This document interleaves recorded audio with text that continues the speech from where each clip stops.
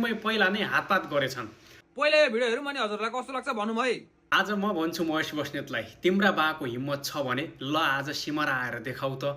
Just यो reply मात्रै दिएको, कुनै बेला महेश बस्नेतले भनेका थिए तिम्रा बाको हिम्मत छ भने केपी ओलीलाई छोएर देखाउ भनेका थिए। त्यसैले आज मैले त्यसको रिप्लाई दिँदै भनेको हो, यदि तिम्रा बाको हिम्मत छ भने ल आज सिमरा आएर देखाउ त महेश बस्नेत, शङ्कर पोखरेल।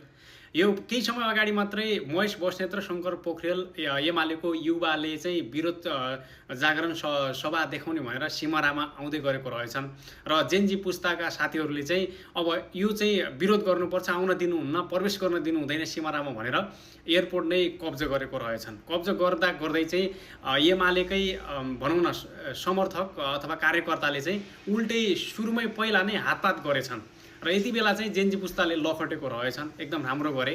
नेपालको प्रत्येक ठाउँमा यसरी नै जाग्न जरुरी छ क्या। प्रत्येक युवा साथीहरू, प्रत्येक नेपाली चाहिँ जागेर यिनीहरूलाई यसरी नै डाँडा कटाउन लखड्न आवश्यक छ क्या। जेनजी आन्दोलनपछि अब हेरौँ न पार्टीहरूको हविगति क्या। काङ्ग्रेस जेन तेन चुप लाएर बसेको छ, आफ्नो अभिव्यक्तिहरू जस थन्काएको छ क्या, मौनै छ।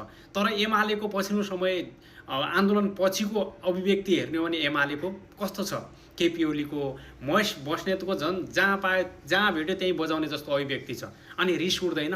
जेनजी पुस्ताले राम्रै गरेको, नराम्रो होइन, तर हामीले धेरै नेपाली दाजुभाइ दिदीबहिनीहरू गुमाइसकेको छौँ। यो आक्रामक तरिकाले भन्दा पनि एक दुई भनौँ न एक आपसमा लडेर भन्दा पनि बरु सकेसम्म स्वयं व्यक्तिलाई भेटाएपछि कुट्ने नै पनि यो आक्रामक शैली बन्द गरौँ।